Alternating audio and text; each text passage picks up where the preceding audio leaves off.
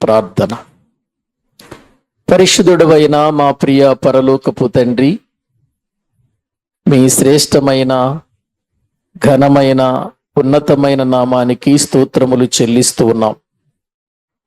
ఈ రాత్రి సమయములో మరొకసారి మేమందరము మీ సన్నిధానములో ఈ రీతిగా కూడుకొని నిన్ను స్తుతించటానికి, మిమ్ములను ఘనపరచటానికి మీరు మాకు అనుగ్రహించిన ఈ మంచి అవకాశాన్ని బట్టి మీకు స్తోత్రములు చెల్లిస్తున్నాము తండ్రి.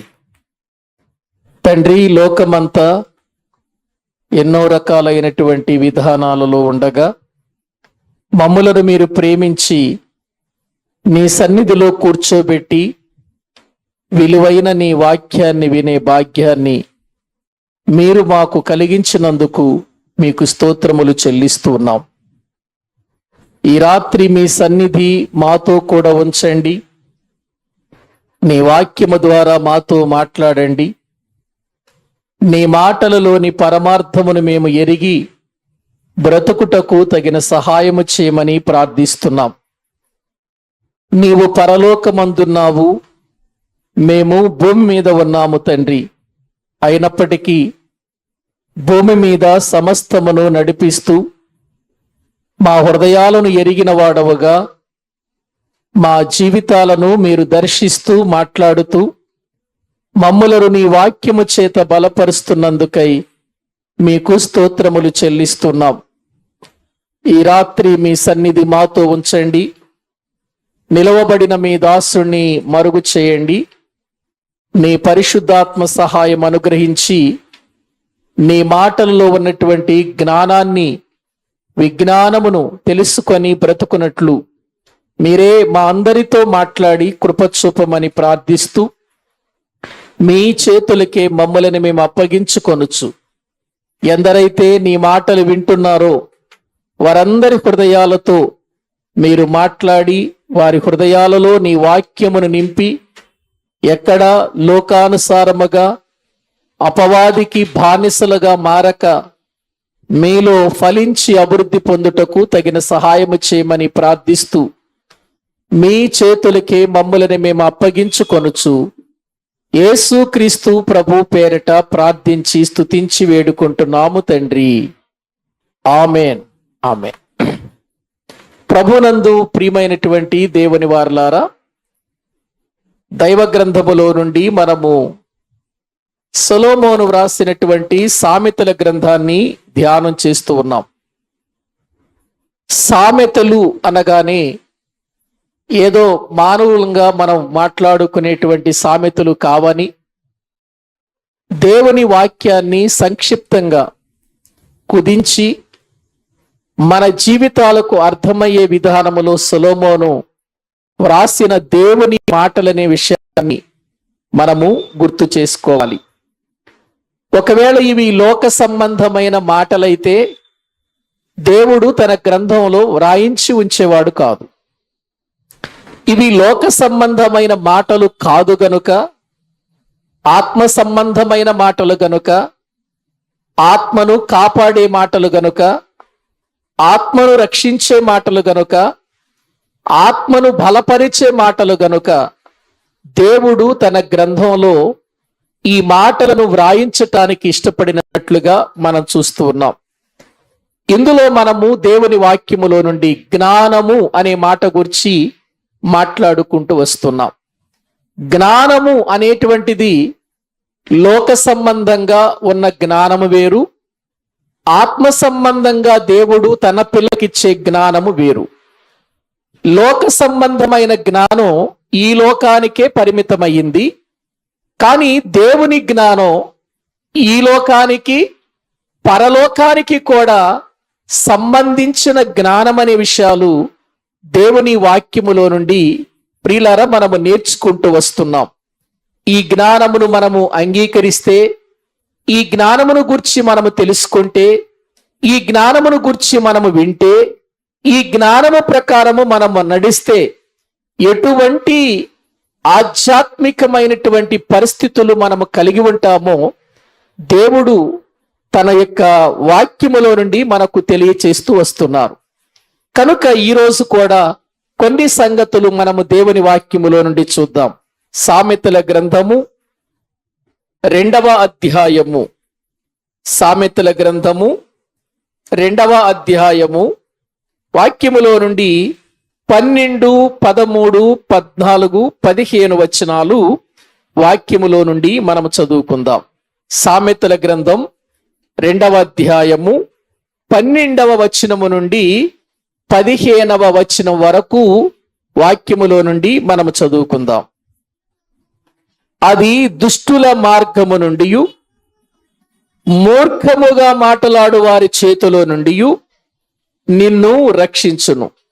అట్టివారు చీకటి త్రోవలలో నడువవలెనని యథార్థ మార్గములను విడిచిపెట్టెదరు.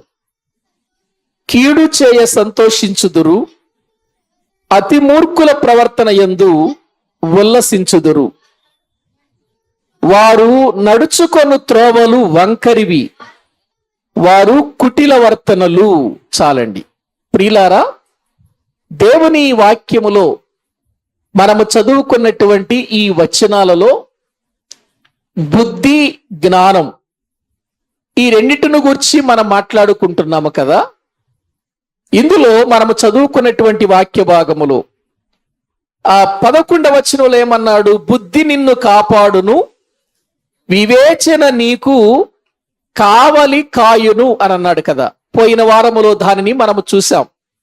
బుద్ధి ఒక మనిషిని ఎలా కాపాడుతుంది, వివేచన ఒక మనిషికి ఎలా కావలి ఉంటుంది అనేటువంటి సంగతులు పోయినటువంటి వారములో మనము ధ్యానం చేశాం. అయితే ఏ బుద్ధి అయితే మనల్ని కాపాడుతుందో, ఏ వివేచన అయితే మనకు కావలి ఉంటుందో, అది దుష్టుల మార్గము నుండి కంటిన్యూ చేస్తున్నాడు అనమాట 12వ వచనములో. అది దుష్టుల మార్గము నుండి, మూర్ఖముగా మాటలాడు వారి చేతిలో నుండి నిన్ను రక్షించును అని అన్నాడు. చూడండి, అంటే బుద్ధి, జ్ఞానము అనేటువంటిది మనల్ని ఎక్కడ నుండి రక్షిస్తుందట? ఏ విషయాలలో రక్షిస్తుందట?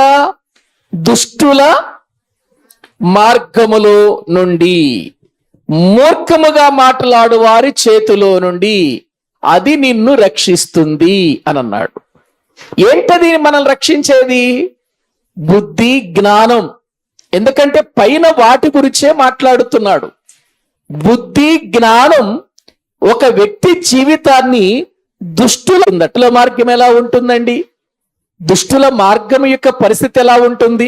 6వ వచనం, నీతిమంతుల మార్గము యెహోవాకు తెలియును, దుష్టుల మార్గము నాశనమునకు నడుపును. చూడండి, దుష్టుల మార్గము మనిషిని ఎక్కడికి నడిపిస్తుందట? నాశనమునకు నడిపిస్తుంది అని చెబుతున్నాడు ఇక్కడ కీర్తనకారుడు. ఈ కీర్తనలో మొదటి కీర్తన నుండి మనము చదివితే దుష్టులు, నీతిమంతులు అనే 2 పదాలు మనకు కనబడుతున్నాయి. ఈ 2 పదాలలో దుష్టులను గురించి మాట్లాడుతూ ఏమన్నాడంటే ఇక్కడ, దుష్టుల మార్గము మనిషిని ఎక్కడికి నడిపిస్తుంది? నాశనమునకు నడిపిస్తుంది, నరకానికి నడిపిస్తుంది, నిత్య జీవానికి దూరము చేస్తుంది దుష్టుల మార్గం. అందుకే ప్రారంభములోనే ఏమన్నాడంటే, దుష్టుల ఆలోచన చొప్పున నడవద్దు అని అన్నాడు. దుష్టుల యొక్క ఆలోచన చొప్పున నడిస్తే దుష్టుల మార్గము నాశనానికి నడిపిస్తుంది. అంత మాత్రమే కాదు, దుష్టుల యొక్క జీవిత విధానం ఎలా ఉంటుందంటే, 4వ వచనం కూడా చదవండి. 4వ వచనం, కీర్తనల గ్రంథం 1వ కీర్తన 4వ వచనం, దుష్టులు అలాగున నుండక గాలి చెదరగొట్టు పొట్టువలే నుందురు, కాబట్టి న్యాయ విమర్శలో దుష్టులను, నీతిమంతుల సభలో పాపులను నిలువరు. దుష్టులు అలాగున ఉండక, ఎలాగూ ఆకువాడక కాలమందు ఫలమిచ్చే చెట్టులాగా ఉండక, మరి ఎలా ఉంటారట? గాలి చెదరగొట్టు పొట్టులాగా ఉంటారట. ఎవరు? దుష్టులు. గాలి చెదరగొట్టు పొట్టు. గాలి వచ్చినప్పుడు పొట్టు చెదిరిపోతుంది. చెదిరిపోయిన పొట్టును ఎవరైనా పోగేస్తారా? చెదిరిపోయిన పొట్టు ఎవరికైనా ఉపయోగపడుతుందా? చెదిరిపోయినటువంటి పట్టు వలన ఎవరికైనా లాభం ఉంటుందా? ఏమండి, పట్టు వలన ఏమైనా లాభం ఉంటుందో? పొట్టు వలన మనిషికి పొట్టు వలన ఏ లాభం ఉండదు కదండి. గ్రహించండి, ఒక మనిషి పంట వేసినప్పుడు ఆ పంటను సమకూర్చిన ఆ పంటను ఏం చేస్తాడంటే తూర్పార పడతాడు. తూర్పార పట్టినప్పుడు పొట్టు ఏమైపోతుంది? గాలికి చెదిరిపోతుంది. మంచి విత్తనాలు ఎక్కడ పడతాయి? ఒక చోట కుప్పగా పడతాయి. ఇప్పుడు కుప్పగా ఉన్న విత్తనాలను ప్రియులారా పోగు చేసుకుంటాడా? గాలికి చెదరగొట్టినటువంటి పొట్టును పోగు చేసుకుంటాడా యజమానుడు? తూర్పార పట్టినవాడు వేటిని పోగు చేసుకుంటాడు? మంచి విత్తనములను గోతాములు వేసుకుంటాడు. చక్కగా వాటిని కాటా వేస్తాడు. చక్కగా వాటి ద్వారా అతడు లాభాన్ని పొందుతాడు. మరి గాలికి చెదరగొట్టు పొట్టెక్కడికి వెళ్ళిపోతుంది? ఏవండి, నాశనానికి వెళ్ళిపోతుంది. అంటే కాల్చివేయబడుతుంది. పొట్టు కాల్చివేయబడటానికి తప్ప దేనికి పనికి వస్తుంది చెప్పండి? దేనికి పనికి రాదు. బైబిల్ గ్రంథములో ఒక్కసారి యోబు గ్రంథం 21వ అధ్యాయం, యోబు గ్రంథం 21వ అధ్యాయం 18వ వచనాన్ని మనం చదవండి ఒకసారి. యోబు గ్రంథం 21వ అధ్యాయము 18వ వచనం. వారు తుఫాను ఎదుట కొట్టుకొని పోవు చెత్తవలెను, గాలి ఎగరగొట్టు పొట్టువలెను ఉండునట్లు ఆయన కోపపడి వారికి వేదనలు నియమించుట అరుదు కదా. ఏమండి, భక్తిహీనుల గురించి మాట్లాడుతున్నాడు ఇక్కడ. భక్తిలో జారిపోయిన వారు, భక్తిలో బలహీనులైపోయినటువంటి వారు ఎటువంటి వారిలాగా ఉంటారట? గాలికి చెదరగొట్టే పొట్టులాగా ఉంటారు అనేటువంటి విషయాన్ని ఇక్కడ బైబిల్ గ్రంథములో మనము చూస్తుంటున్నాం. అంటే పొట్టు ఎవరికి పనికి రాదు. అది చెదరగొట్టబడుతుంది, అది కాల్చివేయబడుతుంది. ఈ లిస్టులో ఎవరున్నారు అనంటే దుష్టులున్నారు అని వాక్యంలో చూస్తున్నాం. అంటే దుష్టులు కూడా ఎలాగుంటారంటే గాలికి చెదరగొట్టు పొట్టే వాళ్ళు కూడా నాశనానికి వెళ్ళిపోతారు. కాల్చివేయబడటానికే వారు కూడా వెళ్ళిపోతారు. ప్రియులారా గమనించండి. అందుకే ఇక్కడ మనము అలాగు ఉండకంటే దుష్టుడు అలాగు ఉండక గాలి చెదరగొట్టు పొట్టు వలె ఉంటాడని అక్కడ చెబుతూ కీర్తనల గ్రంథములు మనము చదువుకున్నటువంటి భాగములు ప్రియులారా ఏమన్నాడు? దుష్టుల మార్గము నాశనమునకు నడుపును అని అన్నాడు. నాశనానికి నడుపుతుంది. దుష్టుల యొక్క మార్గము ఒక మనిషిని ఒక మంచి స్థాయిలో ఉంచదు. అందుకే దుష్టుల ఆలోచన చొప్పున నడవద్దు అని అన్నాడు. బైబిల్ గ్రంథములో ఒక దుష్టుణ్ణి మీకు చూపిస్తాను చూడండి ప్రియులారా. వాక్య భాగములో ఎస్తేరు గ్రంథం ఇతడు ఏం చేశాడో ఒక్కసారి దైవ గ్రంథములో నుండి మనము చూద్దాం. 7వ అధ్యాయం, ఎస్తేరు గ్రంథం 7వ అధ్యాయము 6వ వచనాన్ని మనము చదువుకుందాం. ఎస్తేరు గ్రంథము 7వ అధ్యాయము 6వ వచనాన్ని చదువుకుందాం. ఎస్తేరు మా విరోధియకు ఆ పగవాడు దుష్టుడైన ఈ హామానే అని అన్నాడు. చూడండి, ఎవరట? ఎస్తేరు చెబుతుంది, రాజుకు చెబుతుంది. ఏమని చెబుతుంది? మా విరోధియకు ఆ పగవాడు ఎవరు? దుష్టుడైన మాట చూడండి, దుష్టుడైన ఈ హామానే అనే వాక్యములో మనము చూస్తున్నాం. ఇక్కడ జరిగిన విషయం ఏంటి? ఏవండి, ఈ ఎస్తేరు గ్రంథం అంతా కూడా మనందరికీ తెలిసినటువంటి విషయమేనండి. ఎస్తేరు అనేటువంటి ఒక రాణి మనకు కనబడుతుంది, రాజు మనకు కనబడతాడు. అయితే ఈ రాజు దగ్గర ఒక ప్రియులారా మంచి వ్యక్తిగా లేకపోతే ఒక పేరు పొందినటువంటి వ్యక్తిగా ఒక వ్యక్తి ఉన్నాడు. ఆ వ్యక్తి పేరు హామాను. హామాను ప్రజలందరి దృష్టిలో ఒక మంచి అధికారము కలిగిన వాడే గాని, ప్రజలందరి దృష్టిలో దుష్టుడే గాని, యూదులకు మాత్రం ఇతడు ఎవరు చెప్పండి? విరోధి. దేవుని పిల్లలకు మాత్రం ఎవరండి? విరోధి అండి ఈ హామాను. అయితే ఈ హామానుకు ఏ మాత్రము కూడా వంగక, నమస్కారము చెయ్యక, ఏ మాత్రము కూడా అతని దగ్గర నమస్కారము చేయకుండా ఉండటాన్ని బట్టి మొర్దెకై అనేటువంటి యూదుడి మీద ఏం పట్టాడు ఇతడు? పగ. అందరూ నాకు నమస్కారం చేస్తున్నారు, అందరూ గవని యుద్ధకు రాగానే నాకు వంగుతున్నారు, అందరూ నాకు సాగిలపడుతున్నారు, ఇదిగో ఈ మొర్దెకై అనేవాడు మాత్రం ఏం కావట్లేదు, నాకు లొంగటం లేదు. అప్పటి నుండి అతడు పగ పెట్టుకున్నాడండి. ఎవరి మీద? దేవుని పిల్లలైన యూదుల మీద పగబెట్టుకున్నాడు. యూదుల మీద పగబెట్టుకున్నాడు. పగబెట్టుకొని ఏం చేయాలనుకున్నాడు? యూదులందరినీ సర్వనాశనం చెయ్యాలి. 127 సంస్థానాలలో యూదులనేవారు ఎక్కడైతే ఉన్నారో వారందరినీ ఉంచకుండా నాశనం చేయాలనుకున్నాడు. చెయ్యాలనుకొని అందులో ప్రాముఖ్యమైన వ్యక్తిగా మొర్దెకైని ఏర్పాటు చేసుకొని, ఈ మొర్దెకై నాకు వంగటం లేదు, నేను అధికారినైనా కూడా నాకు నమస్కారం చేయటం లేదు, రాజుగారేమో నాకు ఒక గొప్ప అధికారం ఇచ్చాడు, నన్ను ఒక మంత్రిగా చేశాడు, నాకు ఇచ్చిన అధికారాన్ని బట్టి అందరూ నన్ను గౌరవిస్తున్నారు, అందరూ నాకు నమస్కారం చేస్తున్నారు, అందరూ నా దగ్గరకు రాగానే వంగుతున్నారు, లోబడిపోతున్నారు, లొంగిపోతున్నారు. కానీ యూదుడైన మొర్దెకై మాత్రం నాకు లొంగటం లేదు. ఎలాగైనా ఇతన్ని నాశనం చేయాలి, ఇతన్నే కాదు ఇతనితో పాటు యూదులందరినీ ఏం చేయాలనుకున్నాడు? నాశనం చేయాలనుకున్నాడు. తన యొక్క సేవకులందరినీ పిలుచుకున్నాడు. తనతో ప్రియులారా ప్రేమతో లేక తనతో స్నేహంగా ఉండే వారందరినీ పిలుచుకున్నాడు. పిలుచుకొని రాజుగారి దగ్గరికి వెళ్ళి, రాజా, ఒక జాతి నీ మీద తిరుగుబాటు చేస్తుంది, మన యొక్క రాజ్యములో, మన సంస్థానములో ఎలాగైనా వారిని గనుక మనం హతము చేయకపోతే, వారిని గనుక మనం నాశనం చేయకపోతే ఎలాగైనా సరే మనకు ప్రమాదం తప్పదు, కాబట్టి నీ చేతి ఉంగరం మాకివ్వు అని దాని చేత ఒక శాసనం పుట్టించి రాజుగారి ఉంగరం ముద్రించారు ఆ శాసనం మీద. అంటే ఎక్కడైతే యూదులనే వాళ్ళు ఉన్నారో వారందరినీ మీరు నాశనం చెయ్యండి అని ఒక శాసనం పుట్టించాడు ఈ వ్యక్తి.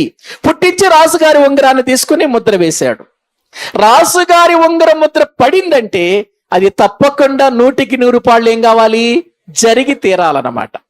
జరిగి తీరాలి. ఆ విషయం తెలుసుకున్న మొర్దెకై దేవుని యొక్క సన్నిధానములో ప్రియులారా వేదనతో, బాధతో, దుఃఖముతో అతడు రాజుగారి యొక్క గుమ్మము దగ్గర ఉండి గోనెపట్ట కట్టుకొని ఉపవాసం ఉండి ఏడుస్తున్నాడు. ప్రభువా, నీ ప్రజలను నాశనం చేస్తావా? నీ ప్రజలు ఇదిగో ఒక భయంకరమైన శ్రమలోనికి వెళ్ళిపోయారు, ఒక భయంకరమైన స్థితిలోనికి వెళ్ళిపోయారు. హామాను అనేటువంటి వాడు ఒక దుష్టుడుగా ఉండి నీ ప్రజలను నాశనం చేయాలనుకుంటున్నాడు అని చాలా దుఃఖపడిపోతున్నాడు. గోనెపట్ట కట్టుకున్నటువంటి ఈ మొర్దెకై బాగా దిగులు చెందుతూ ఏడుస్తున్నాడు అనే ప్రియులార వార్త ఎక్కడికి చేరవేశారంటే రాణి అయిన ఎస్తేరు దగ్గరకు తీసుకుని వెళ్ళారు. అమ్మా రాణి, నీ యొక్క పినతండ్రి మొర్దెకై చాలా వేదనలో ఉన్నాడు, గోనెపట్ట కట్టుకున్నాడు, ఇదిగో చాలా దుఃఖముతో ఉపవాసం ఉండి ఏడుస్తున్నాడు అనంటే వెంటనే ఆమె ఏం చేస్తుందంటే వస్త్రాలు పంపిస్తుంది. ముందు వస్త్రాలు వేసుకోమనండి, గోనెపట్ట ఎందుకు కప్పుకున్నాడు, ఇప్పుడేం బాధ ఏమి లేదు కదా, ఇప్పుడు అంత దుఃఖపడవలసిన అవసరం ఏమి లేదు కదా అని బట్టలు పంపించింది.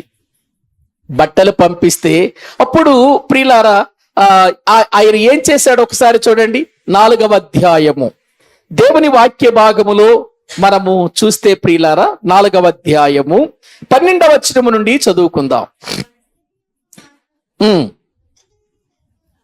వారు ఎస్తేరు యొక్క మాటలు మొర్దెకైకి తెలుపగా మొర్దెకై ఎస్తేరుతో ఇట్లు ప్రత్యుత్తరం ఇచ్చి, రాజనగర్లలో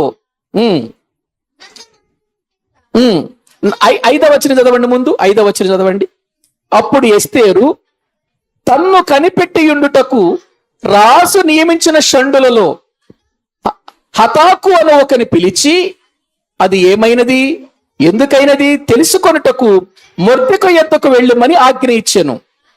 హతాకు రాజు గుమ్మము ఎదుటనున్న పట్టణపు వీధిలో నుండి మొర్దెకై యొద్దకు పోగా, మొర్దెకై తనకు సంభవించినదంతయు యూదులను నాశనము చేయుటకు గాను హామాను వారిని బట్టి రాజు ఖజానాకు తూచి ఇచ్చేదనని చెప్పిన సొమ్ము మొత్తము ఎంతయనయు అతనికి తెలిపి, వారిని సంహరించుటకై షూషనులో ఇయ్యబడిన ఆజ్ఞ ప్రతిని ఎస్తేర్నకు చూపి తెలుపుమనియు, ఆమె తన జనుల విషయమై రాజును వేడుకొని అతని సముఖమందు విన్నపము చేయుటకై అతని యొద్దకు పోవలెననియు చెప్పుమనియు దాన్ని అతనికిచ్చెను. హతాకు వచ్చి మొర్దెకై యొక్క మాటలను ఎస్తేరుతో చెప్పెను. అంతటి ఎస్తేరు మొర్దెకైతో చెప్పుమని హతాకునకు సెలవిచ్చినదేమనగా, ఆ పిలువబడక పురుషుడే గాని స్త్రీయే గాని ప్రవేశించిన ఎడల రాజు తన బంగారపు దండమును ఎవరి తట్టు చాపును ప్రతి వాడు సంహరింపబడునన్న కఠినమైన ఆజ్ఞ కలదని రాజసేవకులందరికీ అతని సంస్థానములలో ఉన్న జనులందరికీ తెలిసి ఉన్నది. నేటికి 30 దినముల నుండి రాజునతకు ప్రవేశించుటకు నేను పిలువబడలేదని చెప్పుమనెను.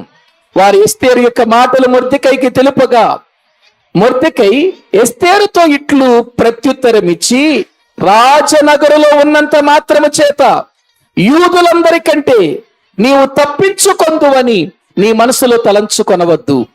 నీవు ఈ సమయమందు ఏమీ మాట్లాడక మౌనముగా ఉన్న ఎడల యూదులకు సహాయమును విడుదలయు మరొక దిక్కు నుండి వచ్చును గాని నీవును నీ తండ్రి ఇంటి వారును నశించుదురు. నీవు ఈ సమయం బట్టి రాజ్యమునకు వచ్చితమేమో ఆలోచించుకొనమని చెప్పుమనెను. చాలండి. చూడండి, ఇక్కడ వ్రాయబడినటువంటి ప్రియుల మాటలన్నిటినీ కూడా మనము జ్ఞాపకము చేసుకుంటే, మొర్దెకై యూదులందరూ నాశనములో ఉన్నారు. మరి రాణి అయిన ఎస్తేరెవరు? రాణి అయిన ఎస్తేరెవరు? ఆమె కూడా యూదురాలే కదా. మరి యూదులందరూ నాశనం అయిపోతే ఆమె కూడా ఏం కావాలి? ఆమె కూడా నాశనం అయిపోతుంది. ఈ వార్త చాలా తెలివిగా మొర్దెకై ఎస్తేరుకు ప్రియులర పంపించాడు. ఎస్తేరు, నీవు నాకు వస్త్రములు పంపించినంత మాత్రాన నేను వస్త్రాలు కట్టుకోను. ఎందుకో తెలుసా? నా ప్రజలు నాశనానికి దగ్గరగా వెళుతున్నారు. ఒకవేళ నువ్వు షూషను నువ్వు కూడా అదే నాశనానికి వెళ్ళిపోతావు. జ్ఞాపకం చేసుకో. ఒకవేళ ఈ సమయంలో నీవు మాకు సహాయం చేయకపోతే మాకు వేరొక దిక్కు నుండి సహాయము వస్తుంది అని వార్త పంపించాడు. ఇప్పుడు మొర్దెకై ఉద్దేశం ఏంటంటే, హామాను చేసినటువంటి ఈ కుట్రను బట్టి, హామాను చేసినటువంటి ఈ పొరపాటును బట్టి, హామాను చేస్తున్నటువంటి ఆ భయంకరమైన ఆలోచన బట్టి ఇప్పుడు ఎస్తేరు యూదుల పక్షంగా రాజుగారి దగ్గరికి వెళ్ళాలి. అంటే రాణిగారు కదా ఆమె, రాజుగారి దగ్గరికి వెళ్ళాలి. రాజుగారి దగ్గరికి వెళ్ళాలంటే రాజుగారి సెలవు లేకుండా ఎవరు ఆయన దగ్గరికి వెళ్ళకూడదు. వెళితే శిక్షాదండం వారి మీద పడుతుంది. ఇప్పుడు పిలవకుండా ఎస్తేరు ఎలా వెళ్ళాలి? వెళ్ళకపోతేనేమో యూదులందరూ ఏమైపోతారు? నాశనం అయిపోతారు. యూదులందరూ చచ్చిపోతారు. యూదులందరూ ప్రియులారా నాశనం చేయబడటానికి అప్పటికే ఆజ్ఞ ప్రతులన్నీ వెళ్ళిపోయింది. 127 సంస్థానాలకు వెళ్ళిపోయింది. ప్రతులన్నీ వెళ్ళిపోయాయి.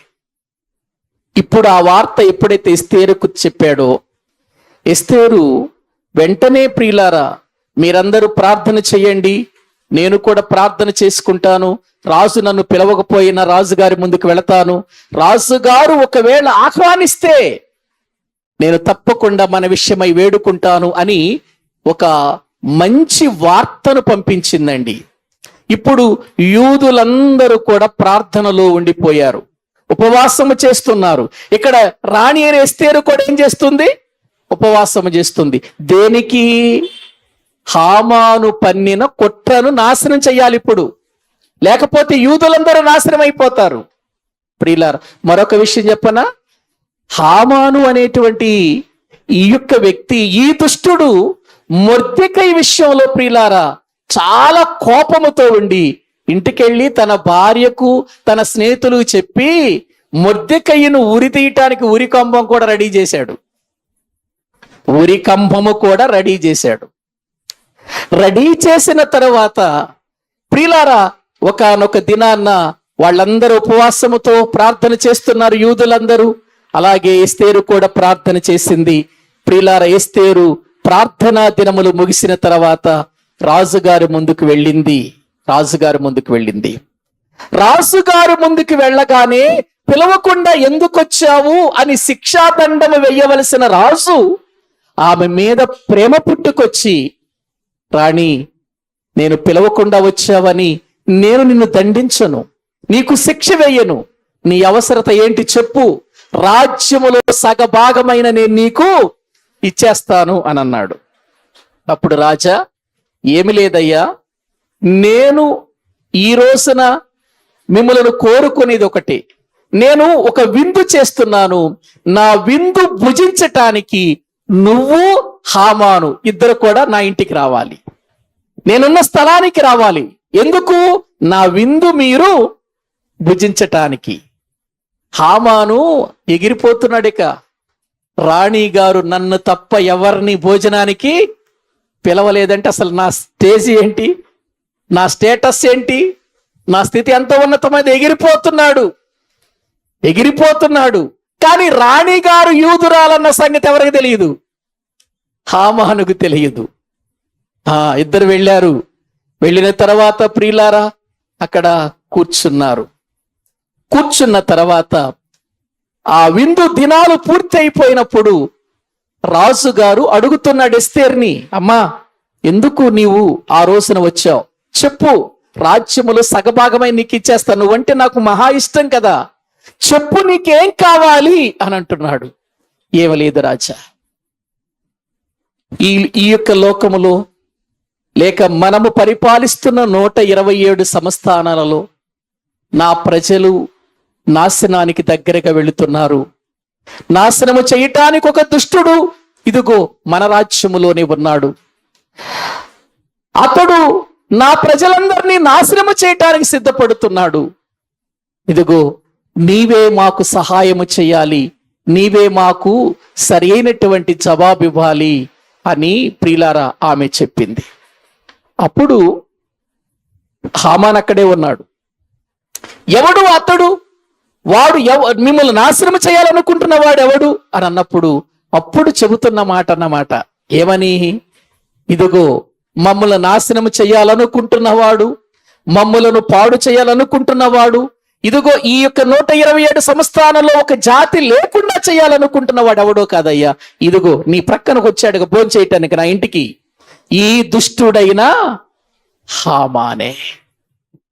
ఆ మాట వినేసరికి ప్రియులారా ఆ రాజుగారి ఆ మనసంతా చెదిరిపోయి అతడు త్వరగా లేచి ఆ ఉద్యానవనంలోకి వెళ్ళిపోయాడు,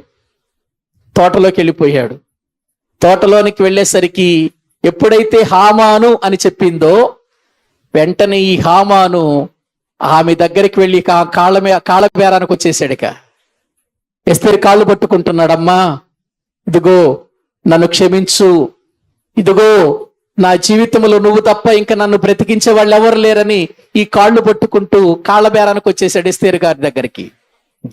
రాజుగారు తోటలోనికి వెళ్ళి తిరిగి వచ్చేసరికి ఎస్తేరు గారి కాళ్ళ దగ్గర ఉన్నాడు మనవడు హామాను. వెంటనే కోపం వచ్చింది. నేనుండగానే నా భార్య అయిన రాణి దగ్గరకు వెళ్ళి ఇలాగూ ఇతడు కాళ్ళు పట్టుకుంటాడా అని వెంటనే ప్రియులారా రాజుగారి కోపం వచ్చింది. ఇదిగో ఈ హామానును బ్రతకనివ్వకూడదు అనుకున్నాడు. ఇతన్ని బయటికి లాక్కెళ్ళండి అని అన్నాడు.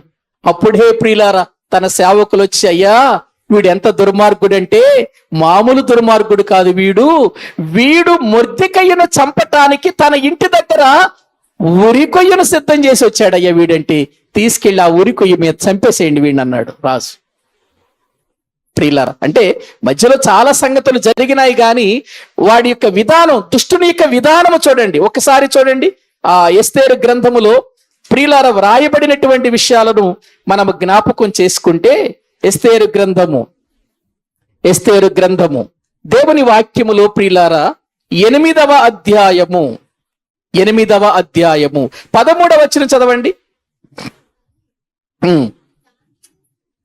ముందు 7వ అధ్యాయం 9వ వచనం ముందు చదవండి. రాజు ముందర నుండి షండులలో హర్బోనా అనునొకడు ఏలినవాడా చిత్తగించుము, రాజు మేలు కొరకు మాట్లాడిన మొర్దెకైన ఉరి తీయుటకు హామాను చేయించిన 50 మూరల ఎత్తుగల ఉరికొయ్యి హామాను ఇంటి యొద్ద నాటబడి ఉన్నదనగా, రాజు దాని మీద వాడిని ఏం చేయండి, ఊరి తీసేయండి. ఎవరి కోసం రెడీ చేశాడు ఈ 50 మూరల ఎత్తు కలిగిన ఉరికొయ్య? దేవుని యొక్క కుమారుడైన, దేవుని యొక్క ప్రజలకు అండగా నిలిచిన మొర్దెకైను చంపటానికి రెడీ చేశాడు తన ఇంటి దగ్గర ఉరికొయ్య. ఇప్పుడు ఆ ఉరికొయ్య మీద ఇప్పుడు ఎవరు చంపమంటున్నాడు రాజు? ఎవరైతే దాన్ని సిద్ధం చేశారో వాడిని చంపేసేయండి అంటున్నాడు. ఎవడు తీసిన గోతిలో వాడే పడతాడు. ప్రియులారా, జ్ఞాపకం చేసుకోండి. ఆ తరువాత రాణి కోరింది, ఇంకా రాణి ఇంకేమైనా చేయాలా? ఇదిగో మీరు వెళ్ళండి, మీరు వెళ్ళి యూదులైనటువంటి మీరు, మీ జాతి అయినటువంటి మీరంతా యుద్ధం చెయ్యండి, యుద్ధంలో మీరు గెలవండి అని మళ్ళీ రాజుగారు ఆ యొక్క ఉంగరం రాణి గారికి ఇవ్వటం, వాళ్ళు యుద్ధం చేయటం, యూదులు గెలవటం, అదంతా తర్వాత సంఘటన. ఆ తర్వాత ఇంకేం కావాలి కోరుకో అని అంటున్నప్పుడు ఇప్పుడు రండి 8వ అధ్యాయం దేవుని వాక్యములో 13వ వచనంలో ఎస్తేరు గారు అడుగుతున్న మాట చూడండి. 9వ అధ్యాయము 13వ వచనం. ఎస్తేరు, రాజు అయిన తమకు సమ్మతమైన ఎడల ఈ దినము జరిగిన చొప్పున షూషను నందున్న చేయనట్లుగాను హామాను యొక్క 10 మంది కుమారులు ఉరికొయ్య మీద ఉరి తీయింపబడినట్లుగాను సెలవీయుడనెను. అలాగూ చేయవచ్చునని రాజు సెలవిచ్చెను. షూషనులో ఆజ్ఞ ప్రకటింపబడెను.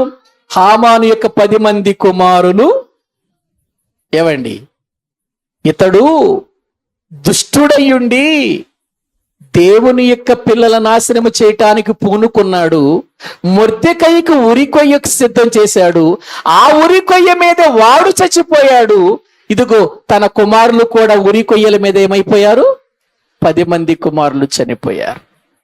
ప్రియులారా, దుష్టుడు ఎటువంటి పన్నాగములు పన్నినా దుష్టునికి ఎదురుగా ఉన్నవాడు దేవుని కుమారుడైతే మాత్రం వాడు ఏమాత్రం పనికిరాడు. చెప్పండి, ఇక్కడ దుష్టుడైన హామాను గాలి చెదరగొట్టు పొట్టువలైపోయాడా లేదా? తన ఇల్లంతా ఏమైపోయింది? గాలి చెదరగొట్టు పొట్టువలే అయిపోయింది కదా. అంతేనండి ప్రియులారా, ఇప్పుడు ఇటువంటి దుష్టుల నుండి కాపాడబడాలి అంటే, మనము విమోచించబడాలంటే, మనము రక్షించబడాలంటే మనకు కావలసిందేంటి? బుద్ధి జ్ఞానం కావాలండి.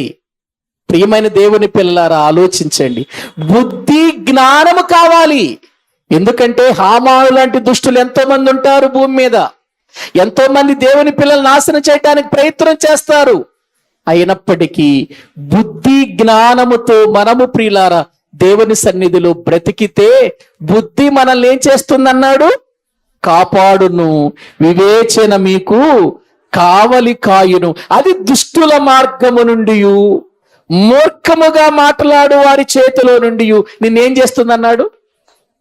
రక్షించును అని అన్నాడు. ఆ తర్వాత సామెతల గ్రంథంలోకి వద్దాం రండి. సామెతల గ్రంథం 2వ అధ్యాయం 13వ వచనం మళ్ళీ చదవండి. 13వ వచనం, అట్టివారు అంటే దుష్టుడు లాంటి వారు, మూర్ఖముగా మాట్లాడు లాంటి వారు చీకటి త్రోవలలో నడవవలెనని యథార్థ మార్గములను ఏం చేస్తారు వాళ్ళు అంటే, ఇప్పుడు ఈ దుష్టులు అనేవాళ్ళు, ఈ మూర్ఖులు అనేటువంటి వారు ఏ మార్గాల్లో నడవటానికి ఇష్టపడతారు? చీకటి మార్గములు అన్నాడు చూడండి అక్కడ. ఏవండి, దుష్టుడైనటువంటి వాడు, భక్తిహీనుడైనటువంటి వాడు, దేవునికి దూరమైనటువంటి వాడు చీకటిలో నడవక వెలుగులో ఎందుకు నడుస్తాడు? ఎందుకంటే వాళ్ళ క్రియలు ఏమైపోయినాయి? చెడ్డవి. అదే అంటాడు కదా యోహాను సువార్త 3వ అధ్యాయము 19వ వచనం చదవండి. చీకటిలో ఉండేవాడి యొక్క పరిస్థితి ఏంటో ఒకసారి మనము చూద్దాం. ఆ తీర్పు ఇదే, వెలుగు లోకములోనికి వచ్చెను కానీ తమ క్రియలు చెడ్డవైనందున మనుషులు వెలుగును ప్రేమింపక చీకటిని ప్రేమించిరి. దుష్కార్యము చేయు ప్రతి వాడు వెలుగును ద్వేషించును, తన క్రియలు దుష్క్రియలుగా కనబడకుండానట్లు అసలు వాడు వెలుగు దగ్గరకే రాడు. చూడండి, వెలుగుంది కానీ వెలుగు దగ్గరకు రాడట. ఎందుకు రాడు? అతని క్రియలు ఎటువంటివి? చెడ్డవి. అతని క్రియలు చెడ్డవి. అతడు దేనిని ప్రేమిస్తున్నాడు? చీకటినే ప్రేమిస్తున్నాడు. మా దగ్గర ఒక యవనస్తుడు ఉండేవాడు. అతడు రక్షణ పొందిన తర్వాత వాళ్ళ ఇంటి దగ్గర స్తుతి కూడిక ఏర్పాటు చేసుకున్నాడు. ఆ రక్షణ స్తుతి కూడికలో ఆ యవనస్తుడు చెప్పినటువంటి మాట ఏంటంటే, అతడు భయంకరంగా లోకములో తిరుగుతూ ఉండేవాడు. వారి తల్లిదండ్రులకు ఒక కొడుకు, చాలా ప్రేమతో చూసేవాళ్ళు. వాడు బాగా చదువుకోవాలని ఎంతో ఆశించేవారు. మేము వాళ్ళ ఇంటి దగ్గరికి వెళ్ళి ప్రార్థన పెడుతూ ఉండేవాళ్ళం. మేము ప్రార్థన పెట్టినప్పుడల్లా కూడా అటు ఇటు వెళ్ళిపోతూ ఉండేవాడు. ఆ లోక సంబంధమైన కార్యాలలో తిరుగుతూ పాప సంబంధమైనటువంటి క్రియలలో నిమగ్నమైపోయి ఉండేవాడు. ఒక దినాన్న దేవుడు వాక్యము చేత అతన్ని పట్టుకున్నాడు. వాక్యము చేత పట్టుకున్న తర్వాత అతడు మొట్టమొదటిగా సాక్ష్యం చెప్పేటప్పుడు నన్ను ఇప్పటి వరకు కూడా ఆ మాట జ్ఞాపకం పెట్టుకున్నాను. నేను సాక్ష్యం చెప్పేటప్పుడు అతడు చెప్పిన మాట ఏంటంటే, అతడట లోకములో ఉన్నప్పుడు పాపము చేయటానికి అతనికి సమయం ప్రియులర్ ఇంకా కావాలని కోరుకునేవాడట. అప్పుడు అనుకునేవాడట, అసలు ఈ పగలు ఎందుకుంది, అసలు 24 గంటల చీకటే ఉంటే బాగుండేది కదా అనుకునేవాడట. అసలు ఈ పగలు లేకుండా 24 గంటలు చీకటిగానే ఉంటే పాపము విస్తారంగా మనం చేయటానికి అవకాశం దొరికేది, ఈ పగలెందుకు వచ్చి చచ్చిందో అని అనుకునేవాడట. ఇప్పుడు అతడు ప్రభు నమ్ముకున్నాడు. నెల్లూరు దగ్గర ప్రభు సేవ చేస్తున్నాడు. ఆ యవనస్తుని పేరు యేసుపాదం, మా ఆత్మీయ కుమారుడు. అతడు ఇప్పుడేమంటాడంటే, అయ్యగారు అప్పుడు అలా అనుకున్నాను, ఇప్పుడు ప్రభు నమ్ముకున్న తర్వాత దేవుని స్వార్థ చేయటానికి టైం ఎక్కువ కావాలనుకుంటున్నాను, అసలు రాత్రి లేకుండా పగలుంటే బాగుంటది అనుకుంటున్నాను అంటున్నాడు. ఆయన పాపములో ఉన్నప్పుడు ఏమనుకున్నాడు? పగలనేది ఉండకూడదు, అంతా చీకటే ఉండాలి అని అనుకునేవాడు. కానీ ఇప్పుడు వెలుగు దగ్గరకు వచ్చిన వ్యక్తి ఏమనుకున్నాడు? చీకటే ఉండకూడదు, పగలుంటే బాగుంటది కదా అనుకుంటున్నాడు. ప్రియులారా, ఎందుకు నేను ఈ విషయం చెబుతున్నానంటే, పాపము చేసేవాడికి, లోకములో బ్రతికేవాడికి, లోక సంబంధమైన క్రియలలో జీవించేవాడు దేన్ని కోరుకుంటాడు చెప్పండి? చీకటినే కోరుకుంటాడు. తమ క్రియలు చెడ్డవైనందున చీకటినే కోరుకుంటారు, వారు వెలుగు యొద్దకు రారు. తమ ఎదుట వెలుగున్నా వెలుగు దగ్గరకు రాడు అని అక్కడ వాక్యములో మనము చూస్తున్నాం. ఒకవేళ వచ్చిన వెలుగును ద్వేషిస్తాడట, వెలుగు దగ్గరకు రాడట, వెలుగును ప్రేమించడు అని దేవుని వాక్యములో మనము చూస్తున్నాం. అవును ప్రియులారా, సాతాను సంబంధమైన క్రియలో ఉండేవారు గాని, సాతాను బంధకాలలో ఉన్న వారికి వెలుగంటే ఇష్టం ఉంటుందా? ఉండదండి. వెలుగంటే ఇష్టం ఉండదు, దేవుడంటే ఇష్టం ఉండదు. ఎందుకంటే వాళ్ళు ఏ బంధకాలలో ఉన్నారు? అపవాది బంధకాలలో ఉన్నారు. సాతానుడు చీకటి అయి ఉన్నాడు. ఇప్పుడు సాతాను యొక్క పిల్లలందరూ కూడా దేన్ని కోరుకుంటారు చెప్పండి? చీకటి. వాడు చెడిపోయాడు. ప్రియులారా, లోకములో ఉన్న వారందరినీ ఏం చేస్తున్నాడు? వాడు చెడగొడుతున్నాడు. అందుకే గమనించండి ప్రియులారా, సాతాను బంధకాలలో ఉన్నవారు మందిరానికి రావాలంటే రాలేరు, వాక్యం వినాలంటే వినలేరు, ప్రార్థనలో కూర్చోవాలంటే కూర్చోలేరు. ఎందుకంటే వారి క్రియలు చెడ్డవి కనుక. అందుకే వారు చీకటి త్రోవలలో నడవవలెనని యథార్థ మార్గాలను ఏం చేస్తారట? వాళ్ళు వెలుగును విడిచిపెడతారట. తమ ముందు వెలుగున్న యథార్థత ఉన్న దాన్ని విడిచిపెడతారు అని వాక్యములో మనము చూస్తున్నాం. ఇంకా ఆ తరువాత సామెతల గ్రంథంలోనికి రండి, 14వ వచనం చదవండి. 2వ అధ్యాయం 14వ వచనం. కీడు చేయటానికి ఏమవుతారు చెప్పండి? సంతోషించుదురు, అతి మూర్ఖుల ప్రవర్తన యందు ఉల్లసింతురు. కీడు చెయ్యటానికి ప్రియులారా, కీడు చెయ్యటానికి ఎంత సంతోషం అంటే వీళ్ళకి మహా ఆనందం అండి. కీడు చెయ్యటానికి బైబిల్ ఏం చెబుతుంది? కీడు చేయుట మాని, ఒకసారి కీర్తనల గ్రంథంలోనికి రండి. కీర్తనల గ్రంథం, దేవుని వాక్యాన్ని ప్రియులారా మనము చూడగలిగితే 34వ కీర్తన 14వ వచనం చదవండి. కీడు చేయుట మాని మేలు చేయుము, సమాధానము వెదకి. వాక్యం ఏం చెబుతుందండి? కీడు చేయుట మానండి అని చెబుతుంది. ఏమండి, కీడు చేయటం మంచిదా చెడ్డదా చెప్పండి? కీడు అనేది మంచిదా చెడ్డదా? చెడ్డది కదండి. కీడు నాశనం జరిగిస్తుంది కదా. యేసుక్రీస్తు వారు కూడా తన శిష్యులకు ప్రార్థన నేర్పించేటప్పుడు ఆ మాదిరికరమైన ప్రార్థన, శిష్యులకు నేర్పిన ప్రార్థనలో ఒక మాట అంటాడు, కీడు నుండి మమ్మను తప్పించి అనే మాట వాళ్ళ పలకమంటాడు. అంటే వాళ్ళని అలా ప్రార్థన చేయమంటాడు. ఒకసారి చూడండి ఆ మాట కూడా, మత్తయి సువార్త చూడండి. వాళ్ళకి ప్రార్థన నేర్పిస్తూ ఏమన్నాడు చూడండి. అసలు కీడులో ఏముందో ప్రియులారా మనము అర్థం చేసుకోవాలి. మత్తయి సువార్త 6వ అధ్యాయము దేవుని వాక్యములో నుండి మనము 6వ వచనము నుండి చూస్తే అక్కడ వ్రాయబడిన మాట ఇలాగుంది.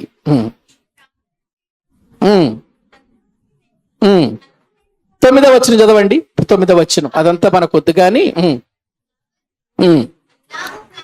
ఇలాగు ప్రార్థన చేయు. పరలోకమందున్న మా తండ్రి, నీ నామము పరిశుద్ధపరచబడును గాక, నీ రాజ్యము వచ్చుగాక, నీ చిత్తము పరలోకమందు నెరవేర్చున్నట్లు భూమి యందు నెరవేరును గాక. మా అనుదిన ఆహారము నేడు మాకు దయచేయుము. మా రుణస్థులను మేము క్షమించి ఉన్న ప్రకారము మా రుణములు క్షమించుము. మమ్మును శోధనలోనికి తేక దుష్టుని నుండి మమ్మును తప్పించుము. దుష్టుని నుండి అనే మాట దగ్గర పుట్టినట్లు ఏముంది చూడండి. కీడు నుండి అనే మాట మనం చూస్తున్నాం. కీడు నుండి అంటే ఇప్పుడు కీడు ఎవరి నుంచి వస్తుంది చెప్పండి? దుష్టుని నుండి వచ్చేదే కీడు. ఒక వ్యక్తి మరొక వ్యక్తికి కీడు చేస్తున్నాడంటే ప్రియులారా, దుష్టుని నుండి వచ్చే కార్యం అది. దేవుని బిడ్డలేమో ఏం చేయాలనుకుంటారు? ఇతరులకి మేలు చేయాలనుకుంటారు. దుష్టుడు ప్రియులారా ఏం చేయాలనుకుంటాడు? కీడు చేయాలనుకుంటాడు. ప్రియులారా, ఒక్కసారి ఆలోచించండి. ఒకవేళ దేవుని బిడ్డవయ్యుండి, దేవుని నమ్మిన వ్యక్తివయ్యుండి కీడు చేస్తూ తనకు జవాబు రాదు. నీ ప్రార్థన వినడు దేవుడు. పేతురు గారు రాసిన మొదటి పత్రిక, ఒకసారి దేవుని వాక్యములో నుండి ప్రియులారా మనము ఆ మాటలు చూద్దామండి. 3వ అధ్యాయము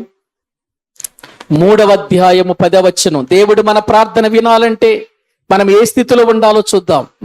10వ వచనం, 3వ అధ్యాయము పేతురు రాసిన మొదటి పత్రిక 3వ అధ్యాయము 10వ వచనం. జీవమును ప్రేమించి మంచి దినమును చూడగోరువాడు చెడ్డదాని పలుకకుండా తన నాలుకను, కపటపు మాటలు చెప్పకుండా తన పెదవులను కాచుకొనవలెను. అతడు కీడు నుండి తొలగి దేని నుంచి తొలగాలి? కీడు నుండి తొలగాలి. ఏం చేయాలి? మేలు చేయవలెను, సమాధానము వెదకి దాని వెంటాడవలెను. ప్రభువు కన్నులు నీతిమంతుల మీదను, ఆయన చెవులు వారి ప్రార్థనల వైపున ఉన్నవి గాని ప్రభువు ముఖము కీడు చేయువారికి ఎలా ఉంది చెప్పండి? ప్రార్థన చేసేవారు కీడు నుండి తొలగిపోవాలి అన్నాడు. లేదు, ఒకవేళ మేము కీడు చేస్తూనే, ఇతరులకి కీడు చేస్తూనే ప్రార్థన చేస్తామన్నారు అనుకోండి, కీడు చేయువారికి ప్రభు ముఖం ఎలా ఉంది? విరోధం. కీడు చేసేవారికి దేవుడు విరోధండి. ప్రియులారా, ఆలోచించండి. దేవుడు మేలు కోరేవాడు, మేలు చెయ్యమని చెప్పేవాడు. మనకు కూడా ఆయన మేలు చేసేవాడే. మేలు చేసే దేవుడు, మేలు కోరే దేవుడు, మేలు చెయ్యమని చెప్పే దేవుడు కీడు జరిగిస్తుంటే ఎలా ఓర్చుకుంటాడు? అందుకే కీడు నుండి తొలగిపోవాలి ప్రభువు నమ్మిన వారు. కీడు చేయకూడదు, మన నుండి కీడు వెళ్ళకూడదు. ఒకవేళ ఆ కీడు చేస్తూనే ప్రార్థన చేస్తున్నాం అనుకో, ఆ దుష్టుని సంబంధిగా ఉంటూనే ప్రార్థన చేస్తున్నాం అనుకో, దేవుడు వారికి ఎటువంటి వాడు? విరోధి అని వాక్యములు మనము చూస్తున్నాం. ప్రియులారా, బుద్ధి జ్ఞానము అనేటువంటిది మనలో ఉంటే ఎన్ని గొప్ప కార్యాలు జరుగుతున్నాయో చూడండి. ప్రియులారా, మన జీవితాలలో మనము దుష్టుల మార్గములో నుండి, మూర్ఖముగా మాట్లాడు వారి చేతిలో నుంచి తప్పించబడతాం. చీకటిలో నుండి మనము విడిపించబడతాం. ప్రియులారా, కీడు చేస్తూ ఆనందపడుతూ ఉన్నటువంటి వారి యొక్క విధానములో నుంచి మనం బయటపడతాం. 15వ వచనం చదవండి. సామెతల గ్రంథము 2వ అధ్యాయం 15వ వచనం. వారు నడుచు త్రోవలు వంకరివి, వారు కుటిల వర్తనులు. ఏవండి, మూర్ఖముగా దుష్టుని సంబంధిగా కీడు చేస్తూ బ్రతికే వారి యొక్క త్రోవలు ఎటువంటివి? వంకరివి. ఏవండి, వంకర త్రోవల్లో కాదండి మనం ఉండాల్సింది. మనము తిన్నని మార్గాలలో నడవవలసిన వారమై ఉంటున్నాం. మన జీవితంలో మన మాటలు గాని, మన క్రియలు గాని, మన తలంపులు గాని, మనము నడిచే విధానము గాని ఎలా ఉండాలంటే తిన్నగా ఉండాలండి. తిన్నగా ఉండాలి, వంకరిగా ఉండకూడదు.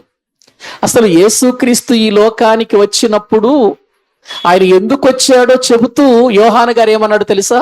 వంకర త్రోవలు సరళము చేయటానికి వచ్చాడు ఆయన. ఏమండి, ఒకసారి చూడండి బైబిల్ గ్రంథములో మనము ప్రియులర చూడగలిగితే వ్రాయబడినటువంటి ఆ మాటలను మనము ఒకసారి ఆలోచన చేద్దాం.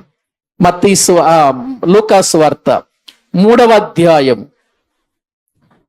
అధ్యాయము ప్రియులారా 3వ వచనము నుండి చదువుకుందాం. పాప క్షమాపణ నిమిత్తము మారు మనసు విషయమైన బాప్తీసం పొందవలెనని యోర్దాను నదీ ప్రాంతం అందంతటా ప్రకటించుచుండెను. ప్రభు మార్గము సిద్ధపరచుడి, ఆయన త్రోవలు సరళము చేయుడి. ప్రతి పల్లము పూడ్చబడును, ప్రతి కొండయు మెట్టయు పల్లము చేయబడును. వంకర మార్గములు ఏమవుతాయి? తిన్నని వగును. కరకు మార్గములు నొన్నని వగును. సకల శరీరులు దేవుని రక్షణ చూతురు. యోహాను గారు యేసు ప్రభు కంటే ముందొచ్చి ఆయన ప్రియుల లోకానికి చెబుతున్న మాటలు చూడండి ఎంత బాగున్నాయో. వంకర త్రోవలు ఆయన ఏం చేస్తాడు? తిన్నగా చేస్తాడు. వంకరగా ఉన్న వారిని తిన్నగా చేస్తాడు. పాడైపోయి వంకర బ్రతుకుతున్న వారిని ఆయన తిన్నగా చేస్తాడు ఆయన. అంతేగాని తిన్నగా ఉన్న వాటిని వంకర చేయటానికి రాలేదు. వంకర బుద్ధి దుష్టునిది. వంకరగా నడిచేవాడు ప్రియులార దుష్టుడు. కానీ దేవుని బిడ్డలు తిన్నని మార్గములో ఉన్నవారు అనే విషయాన్ని మనము తెలుసుకోవాలి. అందుకే కదండి ఇశ్రాయేలీలు మోయాబు మైదానానికి వచ్చినప్పుడు బిలాము చేత బాలాకు శపించమని కోరుకుంటాడు. శపించమని కోరుకుంటే వాళ్ళని ఎన్నిసార్లు శపించాలనుకున్నా బిలాము నోట నుండి శాపం వస్తుందా? రాదు. ఏమొస్తుంది? దీవెనే వస్తుంది.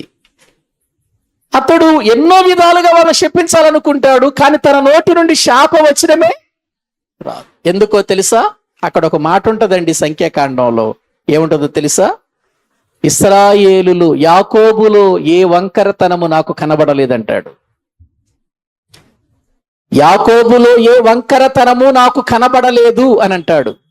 ప్రియులారా, అంటే ఇశ్రాయేలీయులు అనంటే వంకర త్రోవలో నడిచేవారు కాదు, వాళ్ళు తిన్నని మార్గములో నడిచేవారు. పౌలు గారు సౌలుగా ఉన్నప్పుడు దమస్కులో ఉన్నటువంటి దేవుని బిడ్డలు నాశనం చేయటానికి వెళుతూ ఉంటాడు కదా. వెళుతూ ఉన్నప్పుడు దమస్కు గేటు దగ్గర దేవుడు సౌలు గారిని పడగొడతాడు కదా, అతనితో మాట్లాడతాడు కదా. అతడు అక్కడ మాట్లాడిన తర్వాత ఎక్కడికి వెళతాడో తెలుసా? ఎక్కడికి వెళతాడు? ఒక వీధికి వెళతాడు ఆయన. ఏ వీధి? ఆ వీధి పేరు తిన్నని వీధి. చూడండి ఒకసారి అపోస్తుల కార్యముల గ్రంథం, బైబిల్ గ్రంథములో అపోస్తుల కార్యముల గ్రంథం ప్రియులార వాక్యములో మనము చూడగలిగితే 9వ అధ్యాయము, అపోస్తుల కార్యముల గ్రంథము 9వ అధ్యాయము 11వ వచనం చదవండి. అతడు ఉన్నానన్ను, అందుకు ప్రభువు నీవు లేచి తిన్ననిదనబడిన వీధికి వెళ్ళి యూదా అనువాని ఇంట తార్సువాడైన సౌలు అనువాని కొరకు విచారించుము, ఇదిగో అతడు ప్రార్థన చేయుచున్నాడు. ఏమండి, దమస్కులో దేవుడు అతన్ని పడగొట్టిన తర్వాత అతడు గుడ్డివాడిగా వెళ్ళిపోయి అక్కడ యూదా అనే వాని ఇంట్లో ఉంటాడు. ఈ విషయం అననీయకు దేవుడు చెబుతున్నాడు అన్నమాట. ప్రభువు చెబుతున్నాడు, అననీయ దేవుని ప్రజలను నాశనం చేయాలనుకున్నవాడు సౌలు ఇదిగో ఎక్కడున్నాడు? తిన్ననిదనబడిన వీధిలో యోదావాని ఇంటిలో ఉన్నాడు. యోదా అనువాని ఇంట తార్సువాడైనటువంటి సౌలు అనేటువంటి వాడు ఉన్నాడు. ఇదిగో ఇప్పుడు అతడు ఏం చేస్తున్నాడు? ప్రార్థన చేస్తున్నాడు. తిన్నని వీధిలోనికి వచ్చాడు. ఎవరు? సౌలు. ఇప్పటి వరకు ఏ త్రోవలో ఉన్నాడు? ఏవండి, వంకర త్రోవల్లో ఉన్నాడు. దేవుని మీద తిరుగుబాటు చేశాడు, దేవునికి వ్యతిరేకంగా బ్రతికాడు, వ్యతిరేకంగా మాట్లాడాడు, దేవుని ప్రజలు నాశనం చేశాడు, గర్భిణీ స్త్రీల కడుపులు చీల్చేశాడు, దేవుని పిల్లలు నాశనం చేశాడు. అటువంటి వాడు ఇప్పుడు తిన్ననిదనబడిన వీధిలోనికి వచ్చాడు, తిన్నని మార్గంలోకి వచ్చాడు. తిన్నని మార్గంలోనికి వచ్చిన వాడు ఇప్పుడు ఏం చేస్తున్నాడు?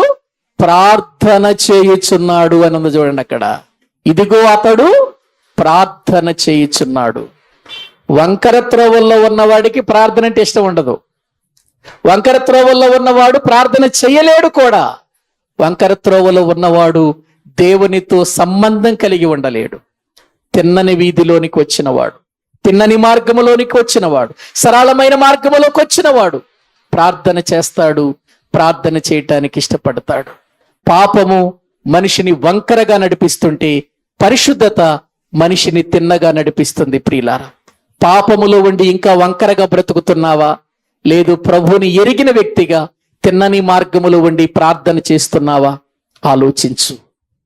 దేవుని బుద్ధి, దేవుని జ్ఞానం, దేవుని వివేచన అది మనకి ఎంత అవసరమో ఇప్పుడు చెప్పండి ప్రియులారా. ఇప్పుడు ఎంత అవసరం మన జీవితాలలో? దేవుని యొక్క బుద్ధి, దేవుని జ్ఞానం, దేవుని వివేచన ఇవన్నీ ఇప్పుడు మనకు అవసరమా కాదంటారా చెప్పండి? అవి లేనివాడు దేవుని కొరకు బ్రతకలేడు, దేవుని సన్నిధిలో ఉండలేడు, వాడు దుష్టుని మార్గములోనే ఉంటాడు. కానీ దేవుని నమ్మిన వాడు, దేవుని ఎరిగిన వాడు, బుద్ధి కలిగిన వాడు, జ్ఞానాన్ని కలిగిన వాడు, యథార్థత కలిగిన వాడు, వివేచన కలిగినటువంటి వాడు ఇదిగో వాటన్నిటిని జయించి ప్రభు కొరకు బ్రతుకుతాడు. అందుకే సామెతల గ్రంథంలో వ్రాయబడినటువంటి మాటలు మనం చూస్తే ఇదిగో నీకు బుద్ధి కావాలి, నీకు జ్ఞానం కావాలి, నీకు వివేచన కావాలి, అవి నీ జీవితములో తెలుసుకొని బ్రతుకు. అవే నిన్ను కాపాడేది, అవే నీ బ్రతుకును మార్చేవి, అవే నిన్ను మంచి మార్గములకు తీసుకుని వెళ్ళేవి, అవే దేవుని యొద్ద నుండి నీకు జవాబిచ్చేవి. ప్రియులారా, ఎక్కడున్నావు? ఇంకా దుష్టుని మార్గములోనే ఉన్నావా? అయితే అక్కడ మూర్ఖత ఉంది, అక్కడ చీకటి ఉంది, అక్కడ వంకర త్రోవలున్నాయి, అక్కడ భయంకరమైన కుటిలమైనటువంటి పరిస్థితి ఉంది. అక్కడ అది నిన్ను నాశనం చేస్తుంది, అది నిన్ను పాడు చేస్తుంది. దాన్ని విడిచి ప్రభుతో నీవు ఉండు. దాన్ని కాదనుకుని ప్రభు మార్గములో ఉండు. అది నీకు దీవెనకరముగా ఉంటుంది. ఆ కీడులో నీవు బ్రతుకుతూ జీవితాన్ని నాశనం చేసుకునే కంటే ఆ కీడును విడిచి ప్రభు దగ్గర తిన్నని మార్గములో ఉండి ప్రార్థన చేయి. ప్రియులారా, దేవుడు వారికి దగ్గరగా ఉంటాడు. వారి ప్రార్థన వింటాడు. కీడులో ఉన్న వారి ప్రార్థనకు వినడు. పైగా దేవుడు వారికి ఏమైపోతాడు? విరోధిగా మారిపోతాడు. ఈ దినాన్న దేవుని వాక్యం వింటున్న మనం ఎవ్వరికి మనము కీడు చేయకూడదండి.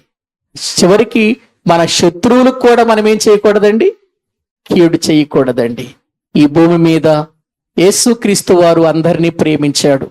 అందరినీ ప్రేమించాడా? కొందరిని ప్రేమించాడండి. ఆయన మంచి వారిని ప్రేమించాడు, చెడ్డవారిని కూడా ప్రేమించాడు. ఆయన మీద తిరుగుబాటు చేస్తున్న వారిని ప్రేమించాడు. ఆయన నిందిస్తున్న వారిని ప్రేమించాడు. ఆయన కొట్టిన వారిని ప్రేమించాడు. ఆయన తిట్టిన వారిని ప్రేమించాడు. ప్రియులారా, ఆయన మనసంతా ప్రేమ ప్రేమ ప్రేమే తప్ప వాడు నాశనమైపోవాలి, వీడు నాశనమైపోవాలి, ఆమె నాశనమైపోవాలి, ఈమె నాశనమైపోవాలని కోరుకున్నవాడు కాదు ఆయన. ఆయన ప్రేమించాడు. ప్రేమతో కీడును జయించాడు ఆయన. అదే ఆయన పిల్లలుగా మనలో ఉండాలి. అదే మన జీవితాల్లో కూడా మనము కలిగి ఉండాలి. కాబట్టి ప్రియులారా, మనము ఈ స్థితిలో బ్రతకాలి అనంటే మనకు బుద్ధి కావాలి, మనకు జ్ఞానం కావాలి, మనకు వివేచన కావాలి. అదే వీటన్నిటి నుండి తప్పిస్తుంది. దానికోసమే మనము ప్రభువుని అడగాలి. బుద్ధి జ్ఞానముల సర్వ సంపదలు ఎక్కడున్నాయి? ఆయన యందే గుప్తములై ఉన్నవి. ఎవరికైనా జ్ఞానము కొదువుగా ఉన్న ఎడల వాడు ఎవరిని అడగమన్నాడు? ఇదిగో నన్ను అడగండి, నేను ఇస్తాను అని అన్నాడు. ప్రియులారా, ఒకవేళ ఇంకా మనలో కీడు పనిచేస్తుందేమో, మూర్ఖత్వం పనిచేస్తుందేమో, ఎన్ని చెప్పినా వినని మూర్ఖత్వం పనిచేస్తుందేమో, మనలో కుటిలత్వం పనిచేస్తుందేమో, మనలో చీకటి ఉందేమో, మనలో ప్రియులారా ఇదిగో దేవుని యొక్క సన్నిధిలో నుండి దూరం చేస్తే దుష్టుని మార్గం ఉందేమో, దాని నుండి మనము తప్పించబడాలి అనంటే మనము దేవుని నుండి కోరుకోవలసింది ఇవేనండి. కాబట్టి ప్రభువా, నాకు బుద్ధి దయచేయండి. ప్రభువా, నీ జ్ఞానం నాకు కావాలి నాయన. ప్రభువా, నీ యథార్థత నాకు కావాలి. ప్రభువా, నీ వివేచన నాకు కావాలి నాయన. ఎందుకంటే బుద్ధి నిన్ను కాపాడుతుంది, వివేచన నీకు కావలి కాస్తుందన్నావు కదా నాయన. ఈ భూమి మీద దుష్టుడు వాడి యొక్క దురాత్మల సమూహముతో వాడు ఎన్నో రీతులుగా నన్ను పాడు చేయటానికి పనిచేస్తున్నాడయ్యా. వాడు నేను ఎదుర్కోవాలి కనుక నాకు నీ జ్ఞానము, నీ బుద్ధి, నీ వివేచన నాకు దయచేయండి ప్రభు అని ప్రభు సన్నిధిలో ప్రార్థన చేద్దాం. సరళమైన మార్గములో వంకర లేకుండా తిన్నని దనబడినటువంటి ప్రియులార మార్గములు ఉండి ప్రార్థన చేస్తే దేవుడు గొప్ప కార్యాలు చేస్తాడు. తలల వంచండి, ప్రభు సన్నిధిలో మనం ప్రార్థన చేసుకుందాం. తలల వంచండి, ప్రార్థన చేసుకుందాం. ప్రియులారా, మన జీవితాలలో దేవుడు మనను ప్రేమించి మనకు నేర్పించింది ఒకటేనండి. ఈ భూమి మీద ఎవరినైనా ప్రేమించటం, ఎవరినైనా ప్రేమించటం. వాడు శత్రువా అయినా ప్రేమించాలి. అదే ప్రభు మనకు నేర్పించాడు. ఎవరి మీద మనం ద్వేషం పెట్టుకోవద్దు. ఏ వ్యక్తి మీద మనము ద్వేషం పెట్టుకోవద్దు. ఏ వ్యక్తి మీద మనము విరోధ భావముతో బ్రతకకూడదు. అందరూ దేవుని పిల్లలేనండి. కాకపోతే వారు దేవునికి దూరం అయిపోయి బ్రతుకుతున్నారు. మనము దేవుని తెలుసుకున్నాం. దేవుని తెలుసుకున్న మనము దేవునికి దూరం అయిపోయి బ్రతుకుతున్న మన సహోదరులు రక్షించబడాలని ప్రార్థించాలి. వారిని ప్రభు యొద్దకు తీసుకురావాలి. వారి కొరకై మనము కన్నీరు కార్చాలి. దేవుని యొక్క ప్రేమే దానికి కారణం. అందుకే ప్రభువా, నీ జ్ఞానము నాకు దయచేయండి, నీ బుద్ధి నాకు దయచేయండి, నీ వివేచన నాకు దయచేయండి. ప్రభువా, కీడు నుండి తొలగి ప్రార్థించే వ్యక్తిగా నన్ను చెయ్యండి. ప్రభువా, కీడులో ఉన్నంత వరకు నేను మేలు పొందలేనయ్యా, నేను మేలు పొందలేను. నాకు విరోధిగా ఉంటావు. అటువంటి స్థితి నాకు వద్దు నాయనని అందరము కూడా ప్రియులారా కొద్ది నిమిషాలు ప్రార్థన చేద్దాం.